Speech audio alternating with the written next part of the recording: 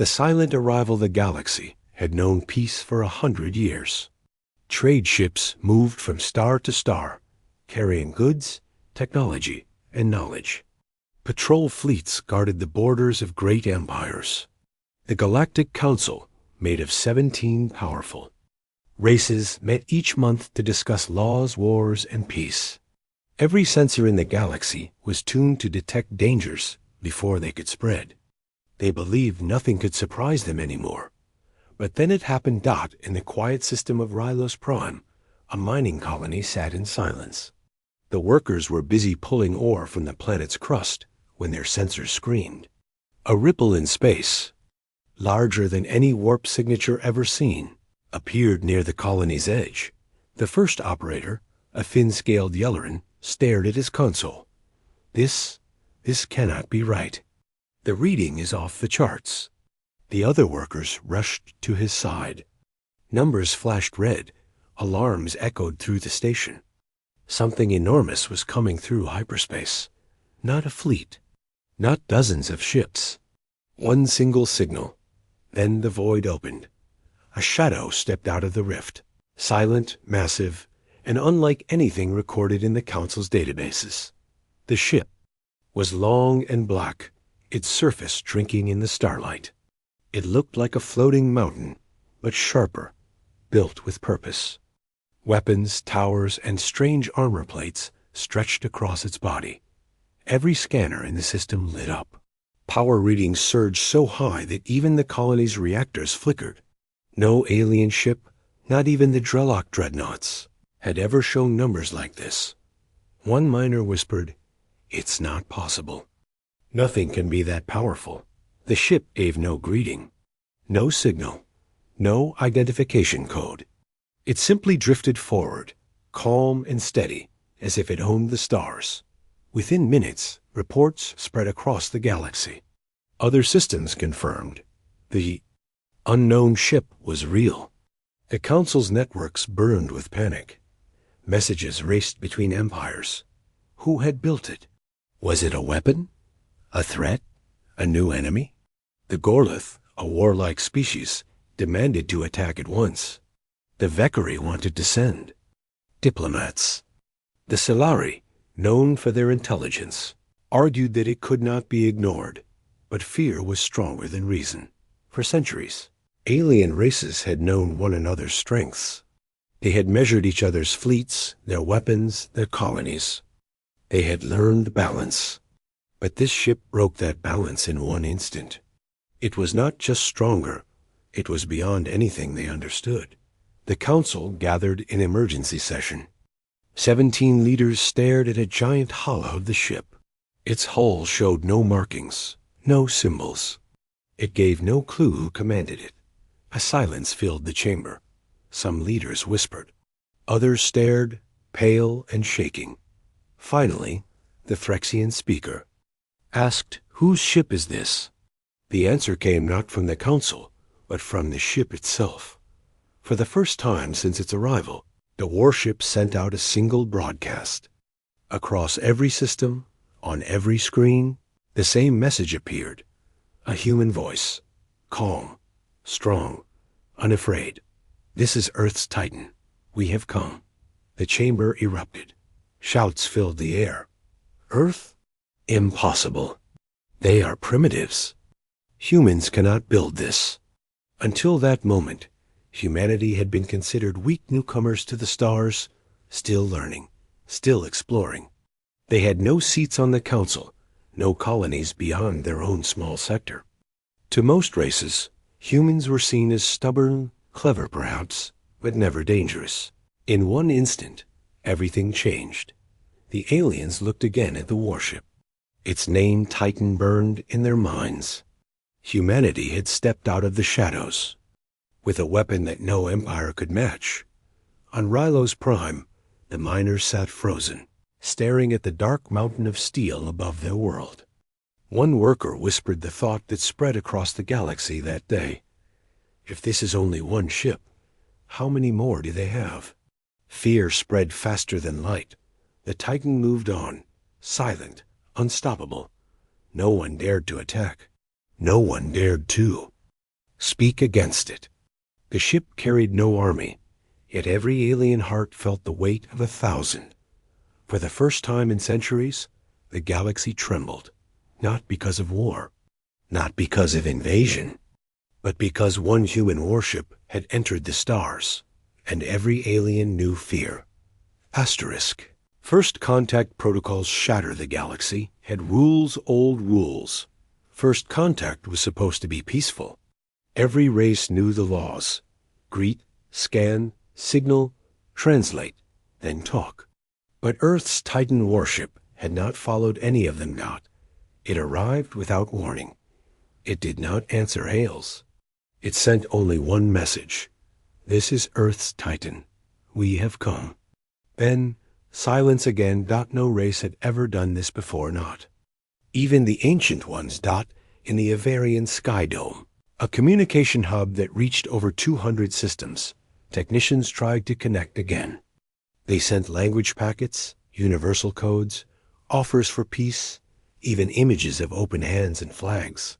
But the Titan said nothing. A Valkyrie technician, her 6 fingers trembling, turned to her commander. Should we try their native Earth language? Again? The commander didn't respond. He just stared at the screen. His eyes focused on the still image of the warship floating above Rylos Prime. It hadn't moved. It hadn't fired. And yet, it dominated the system like a god standing in silence. Galactic First Contact protocols had been written after the Fire Wars. 79 species had signed the peace rules. Even hostile races agreed to follow them. But humanity ignored them. Or, worse, humanity never needed them. Back in the council chamber, chaos echoed. The humans are mocking us, shouted the Gorlith warlord, pounding the table with his iron hand. This is a challenge. They sent one ship as a threat. No, said the Solari ambassador, her voice cold and sharp. They sent one ship because that's all they need. That sentence dropped like ice water across the room. Ethrexians proposed sending a probe closer. The Kivari, known for stealth, volunteered their spy drones. But before any could act, the Titan did something new. It shifted. Slowly, it's massive. Engines lit up, not with fire, not with sound, but with pure white energy that rippled like a heartbeat. And then, it moved, just a few kilometers, just enough to show it could. But when it moved, every sensor on every ship in orbit shut down. Not fried, not damaged, just disabled. Like the warship had whispered sleep to every system, and they obeyed. Message was clear. We see you. We could end you. But we won't, not yet. Somewhere near the gas giant Oraxis IV, the Drelloc Empire had parked 3 destroyers. Big, strong ships. Proud, dangerous. They were waiting to intercept the Titan. If it came close, the Drelloc commander was a tall creature made of plated bone and glowing veins. He stood tall and angry, glaring at the Titan's image. This is nonsense, he said. They are bluffing. He ordered his fleet to aim weapons. Not fire, just aim. Within seconds, the Titan's front cannons turned. They didn't charge. They didn't lock. They just pointed. Every crew member on the Drelloc bridge went still. Their lights dimmed. Their life support paused for exactly 2 seconds, just long enough for panic to rise. Then everything returned to normal. The commander fell back into his chair. His second-in-command spoke softly. It can control systems without contact, without even firing. The Drelloc commander said nothing more. He ordered all weapons to stand down. In every corner of the galaxy, the same conversation began. Who are the humans really? How long have they hidden this power? What else are they hiding? The problem wasn't just the warship's strength. It was the silence, the mystery. Humanity hadn't demanded anything. It hadn't threatened anyone. And that made everything worse. Because if they weren't here to destroy, what were they here for? Then came the second message. Simple cold, broadcast to every star network, on every known frequency. A woman's voice, human, calm. We will not follow your rules.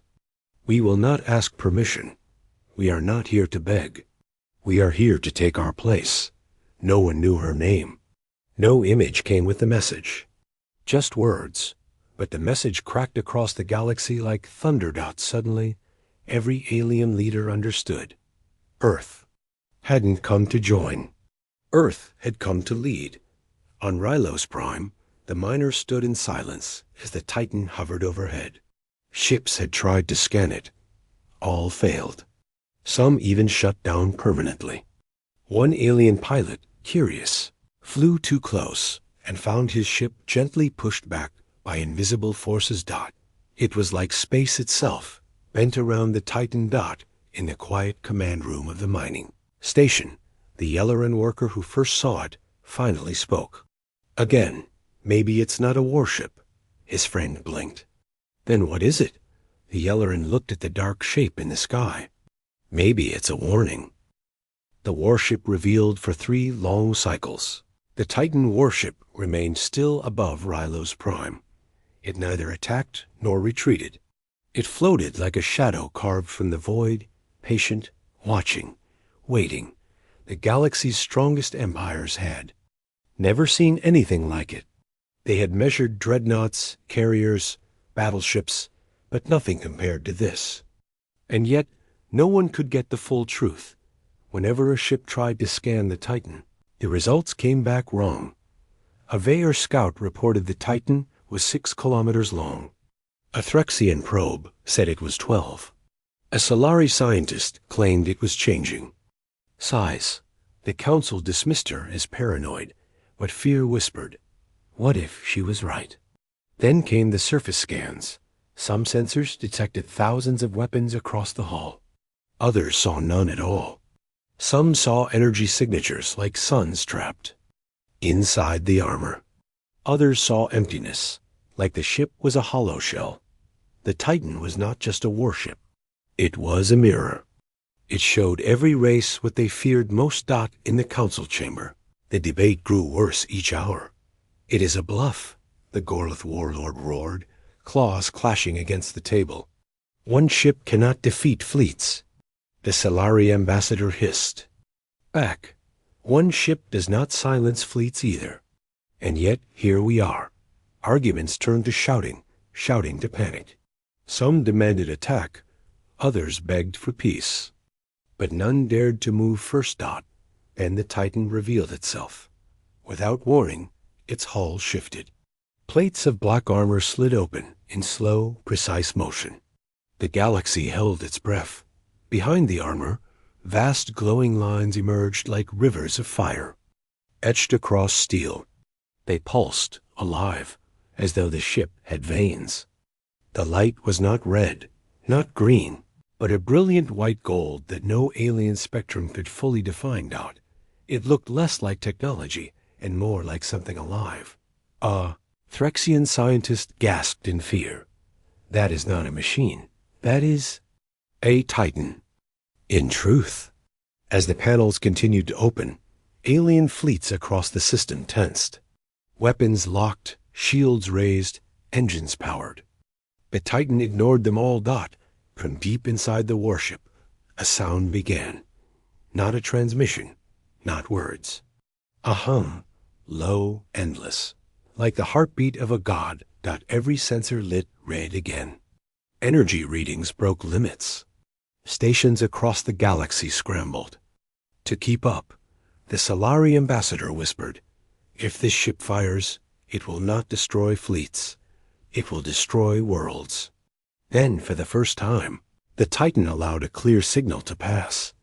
A holographic image spread across the council's chamber. Not a human face. Not a soldier. A shipyard. The feed showed a planet circling a yellow sun. Orbiting it were rings of dry dock platforms.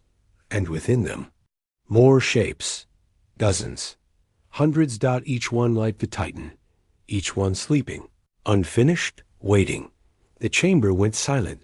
It was not the only Titan. It was the first. The human voice returned, calm as before. "This is one ship, a messenger. Do not test us again." The signal ended. The chamber shook with fear. On Rylos Prime, the miners could barely speak. One Yellerin whispered, "If this is only their first, then the galaxy is already theirs." Even the proud Drelok fleet did not dare to aim weapons again. Their commander simply gave one order: pull back. No. But not everyone felt only fear. Some felt something else. The Solari scientist, eyes wide, whispered a dangerous thought. Maybe this is not conquest. Maybe this is evolution. For centuries, the Council had seen humanity as weak, backward, primitive. But now, the Titan Warship had shattered that lie. Humanity had not just entered the stars. Humanity had brought something greater, something the galaxy had never seen. And though every alien heart trembled with fear, a darker truth took root. The galaxy was no longer the same. The balance of power had ended. The Titan had revealed not just itself, but humanity's destiny. Asterisk, the Council divides. The image of the human shipyards did not fade from alien minds. Even after the signal ended, even after the Titan returned to silence above Rylos Prime, the memory of those half-built giants haunted every leader. In the grand chamber of the Galactic Council, 17 banners hung heavy in the stale air. 17 races, each powerful, each proud, now sat in silence. The hologram of the Titan floated in the center, its black hull and golden veins glowing faintly. The silence broke first with the Gorlith warlord. His armor rattled as he slammed a fist against the table. "This is madness. The humans are children. They cannot wield this power. We must strike before they unleash more of these monsters." The Vicary Empress hissed, her eyes glittering like shards of glass. "Strike? With what, warlord? Your fleets?" The Titan shut them down without firing. If one ship can silence an empire's navy, what will 100 do? The room erupted in arguments. Voices rose, threats spilled. Humans must be stopped. No, humans must be studied. They must be welcomed, or we are doomed. The Threxian speaker, old and frail, raised his hand. The chamber quieted, but fear still burned in every gaze. "Perhaps," he said slowly, "humanity has already decided." The Titan was not a question. It was an answer. While the Council tore itself apart, the Titan moved again. Not far. Not fast. Just enough. It glided toward the system's primary star, engines glowing like white fire. Dozens of alien ships kept their distance, trailing behind it like frightened shadows. None dared to block its path. On every ship, crews whispered in fear. The Titan's movements were slow, steady, confident, like it was not navigating space, but claiming it. The Solari ambassador watched from her private cruiser. She studied the Titan's shifting armor, its glowing rivers of power, the way scanners bent around it. Her assistant asked nervously, "What do you see?" The ambassador did not answer at once. Finally, she whispered, "I see a truth we have ignored. Humans were never weak. They were waiting." Back in the council chamber, the divide grew sharper. The Trelloc Empire, humiliated by their failed challenge, demanded war. The Gorlith joined them, calling the Titan an insult to honor. The Vicary, the Solari, and 3 smaller races argued for peace, claiming war would doom them all. Others sat frozen, paralyzed by indecision. The Threxian speaker looked at them with sad eyes. "You do not see? Humanity has already won. The only question is whether they let us survive." The Gorlith warlord spat. "Fear has rotted you, old one. I will not bow to humans." But even as he shouted, no one in the chamber truly believed his words. On the far edge of the galaxy, fleets prepared in secret. Weapons were polished, dreadnoughts armed, soldiers drilled. Yet none of them moved toward the Titan. They prepared for war, but prayed it would never come, because deep down, they all knew war with humanity now would not be war. It would be extinction. Above Rylo's prime, the miners continued their work. Under the shadow of the Titan, every day they looked up, expecting fire. Every day it remained silent. One Yelloran worker asked aloud, "Why are they waiting? Why don't they strike?" An elder miner answered, voice trembling, "Because they don't need to. Fear is already their weapon, and it is stronger than any cannon." Then came the moment that pushed the galaxy closer to the edge. A small spy ship, cloaked by advanced Vekari stealth, dared to drift close to the Titan. Its mission was to pierce the mystery, to record the truth. It succeeded for exactly 3 minutes. Then every system aboard the spy ship froze. Lights dimmed, engines cut. Even life support stopped. The crew panicked. They screamed. They begged. And then, as if mocking them, the Titan sent one short signal: "Do not test us again." The spy ship systems reactivated. The crew survived. But the message echoed across the stars. The humans had spoken without firing. They did not need to kill to control. In the council chamber, the fear turned to fractures. The war factions demanded retaliation. The peace factions demanded surrender. And in between, whispers began to grow. Whispers of alliances breaking. Whispers of empires collapsing. The Titan had not fired a single weapon. Yet the council itself was crumbling. The Solari ambassador stared at the Hollow One last time and whispered words that chilled her entire staff. "This warship is not here to fight us. It is here to watch us destroy ourselves." Humanity's message. For weeks, the Titan warship floated through alien space. It moved with no urgency, no fear, no resistance. Every time it appeared in a system, traffic stopped. Fleets pulled back. Civilizations froze. It was like watching a storm crawl across the stars, slow, unstoppable, and filled with silent threat. But the strangest thing was not the ship itself. It was the silence. No demands, no negotiations, no explanations. The galaxy grew restless. Fear began to turn into madness. Some believed humanity would attack at any moment. Others claimed the Titan was only a scout that Earth was preparing, an invasion fleet behind it. Whispers spread faster than light. Why had humanity come? On the desert world of Calrith, thousands of civilians crowded around public holoscreens. They watched as shaky images of the Titan streamed across the networks. Some trembled in terror. Some whispered prayers. Others cursed the council for failing to protect them. A young child tugged on her mother's arm. "Why don't they speak?" Her mother answered softly, "Because they don't need to." At last, after nearly a month of silence, the Titan spoke again. Across every channel, in every tongue, the message arrived, not just in council space, but everywhere. From the smallest outpost to the richest capital world, every screen lit up. Human appeared, not an admiral, not a king, just a woman. She stood tall, with plain features and sharp eyes. She wore no armor, no crown, no symbols of rank.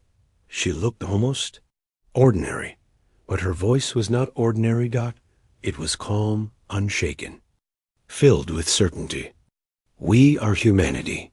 We have come to the stars, not as guests, not as servants, and not as slaves. We come as equals or as more.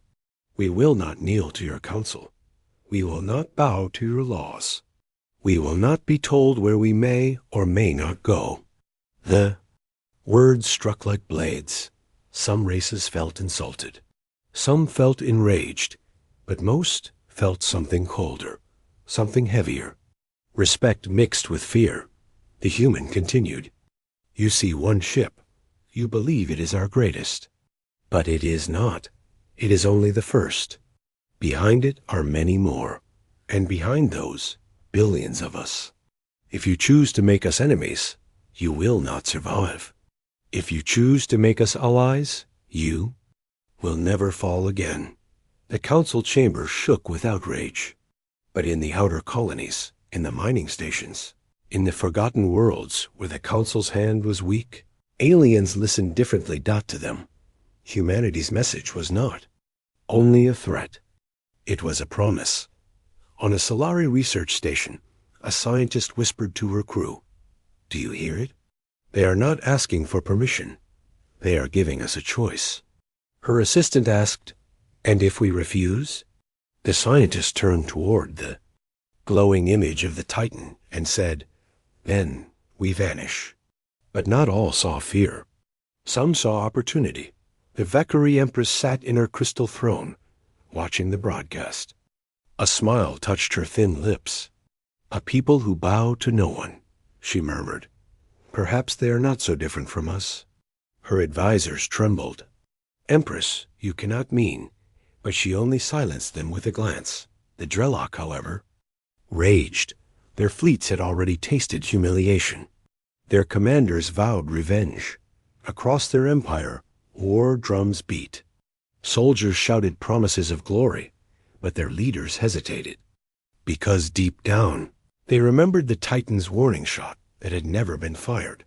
When the broadcast ended, the galaxy was no longer the same. The humans had spoken. The Titan had declared, and the choice was clear: submit, ally, or resist, and be broken.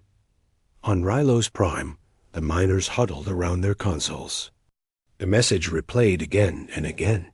One Yelloran worker muttered, "They do not speak like conquerors. They speak like destiny itself." Another whispered, "What if this is not just a ship? What if it is the beginning of something greater?" The elder among them closed his eyes and spoke a truth none wanted to admit. The age of the council is ending. The age of humanity has begun. That night, across the galaxy, no one slept easily. The strong felt threatened. The weak felt hope. And all knew the same truth. Humanity had spoken only once. And already, every star was listening. Asterisk, the test of strength. The galaxy trembled after humanity's message. Some races whispered in fear. Others plotted in secret. And some simply prayed the Titan would pass them by. But one empire could not accept silence. The Drelok. For centuries, the Drelok had been warriors. Their ships were heavy with bone metal armor. Their soldiers were bred for war. Their honor was built on battle, and their pride could not bend to fear. When the Titan's broadcast ended, the Drelok High Command gathered in their war citadel. The room shook with roars and pounding fists. "They mock us." One general spat, his glowing veins burning brighter with rage. "One ship silenced our destroyers, and the council bows like slaves. If no one else will fight, then we will." And so the order was given. The Drelok would test the Titan. Their fleet launched within hours. Not scouts, not patrols, but an entire Strike Group 2 dreadnoughts, 10 cruisers, and a swarm of destroyers. It was not their full strength, but enough to crush any threat. The council begged them to stop. Ambassadors sent warnings. Scientists sent pleas. But the Drelok did not listen. They believed themselves the chosen warriors of the stars. And no human ship, no matter how terrifying, would stand above them. When the fleet arrived in the Rylos system, the Titan was waiting. It floated in silence, golden veins glowing faintly in the darkness. No movement, no message, only presence. The Drelok dreadnought commander snarled, "Signal them. Tell them to bow or be destroyed." The message was sent. Silence returned. "Very well," the commander growled. "We will teach these humans fear." The fleet spread into attack formation. Weapons locked. Cannons charged. The void lit with red targeting beams, all focused on the Titan's hull. On mining stations and observation ships, alien civilians watched in horror. Their breaths held. Their hearts pounded. They had seen fleets clash before, but never like this. The first Drelok cruiser fired. A beam of molten plasma, strong enough to melt a city, shot across the void. It struck the Titan's hull and vanished, not absorbed, not reflected, not blocked. It simply disappeared, as though the ship itself had erased the attack from existence. Gasps erupted across the watching systems.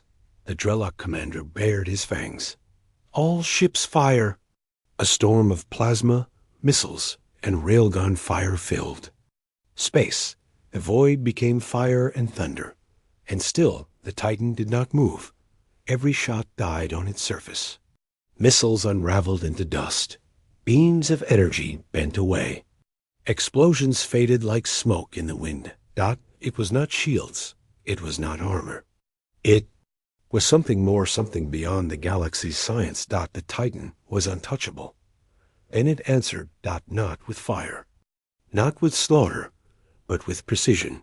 The Titan's golden veins burned brighter.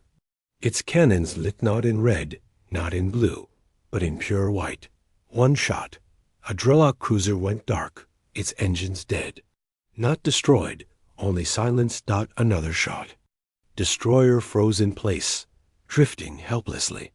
Its crew alive, its weapons powerless. One by one, the Titan fired, calm, precise, unstoppable. And one by one, the Drelok fleet went dark. In less than 10 minutes, 12 ships drifted helplessly. Not a single life lost, not a single hull cracked. The Titan had defeated them without killing. The Drelok commander's rage collapsed into horror.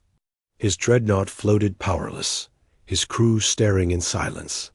Then a final message came across every channel, spoken in the same human voice as before. "We warned you. We are not here to kill. But we will not be tested again." The signal cut. The Titan turned away. Across the galaxy, the images spread. The Council, the colonies, the outer worlds all watched as one warship humbled an empire's fleet without bloodshed.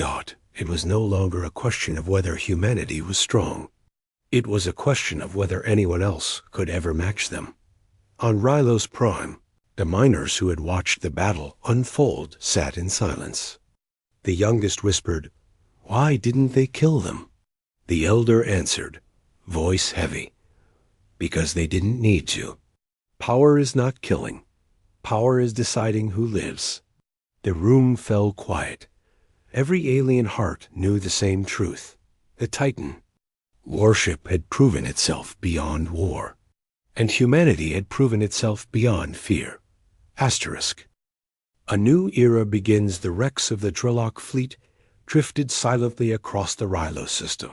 Not broken, not burned, just powerless like toys abandoned in the void. The Titan warship had left them alive. That choice was more terrifying than destruction, because the galaxy now understood humanity did not need to kill to win. In the council chamber, the silence was heavier than steel. 17 banners hung above trembling leaders. They had argued for weeks, but now there was nothing left to argue. The Gorlith warlord, once so loud, sat hunched and silent. The Drelok delegate glared at the floor, too humiliated to speak. Even the proud Vikori Empress, who had smiled before, showed unease. Finally, the Threxian speaker rose. His voice cracked with age, but it carried across the chamber. "Do you not see? The humans have already decided. We will not rule them. We will not guide them. We will not stop them. We must choose, ally with them or vanish." No one argued. Not this time. Across the galaxy, the message of the Titan spread to every corner. On backwater colonies, forgotten miners whispered with hope. If humanity could rise from obscurity to face the mighty council, then maybe small worlds were not powerless. After all. On capital planets, governments whispered in fear. Fleets were recalled. War plans were abandoned. Generals admitted what no one wanted to say. There was no defense against Earth. And on the Titan itself, deep within its silent halls, the crew watched it all unfold. The human captain stood at the Command bridge. His face was calm, but his eyes burned with quiet fire. Around him, his officers worked in silence, watching alien fleets trail far behind. One of them, a young lieutenant, broke the quiet. "Sir, do you think they'll try again?" The captain's gaze remained fixed on the stars. "No. They know now." The lieutenant hesitated. "Know what? That we don't need to fight them to win. Fear will do the rest." He gave the order to move forward. The Titan's engines lit with golden fire, carrying it deeper into alien space. On Rylo's Prime, the miners still looked up at the shadow above their world. Days had passed since the Drelloc defeat, but the fear had not faded. One worker whispered, "Why doesn't it leave? Why stay here?" The elder Yellerin, who had spoken before, finally answered, "Because this is not about one system, not about one battle. This is about the galaxy. Humanity is showing us who leads now, and we cannot stop them." His words spread across the station, across the colony, across every world where aliens watched the Titan move. The final broadcast came soon after. Across every frequency, every language, every screen, the human voice returned one last time. "We are humanity. We are here to stay. We will walk among the stars not as prey, not as servants, but as equals. To those who wish peace, we offer our hand. To those who seek war, we will not grant it, but we will not fall. The choice is yours." The message ended. No threats, no ultimatums. Only certainty. In the weeks that followed, something incredible happened. The Vakare sent envoys to Earth, asking for trade. The Solari proposed research exchanges. Even smaller races, ones long ignored by the Council, began to reach out in secret. The galaxy was not uniting against humanity. It was shifting toward them. The Council tried to resist, but the cracks spread too far. Alliances shifted. Old bonds broke. One by one, empires chose not to defy Earth, but to stand beside it, because now they knew humanity could not be ignored. The Titan warship continued its slow march across the stars. It fought no wars. It destroyed no fleets. It simply moved forward, and everywhere it passed, fear and respect grew. Children whispered its name. Leaders cursed it in private. Soldiers dreamed of it at night. It was no longer just a ship. It was a legend. And on Earth, far away under a blue sky, billions of humans watched the same transmissions. For the first time in history, they saw themselves not as a small world, not as latecomers to the stars, but as something greater. A people who had entered the galaxy with fire and silence. A people who had forced every alien heart to stop with fear. A people who would never kneel again. The galaxy's old era had ended the moment the Titan appeared, and in the silence of space, a new age began. An age of humanity. An age of Titans, asterisk,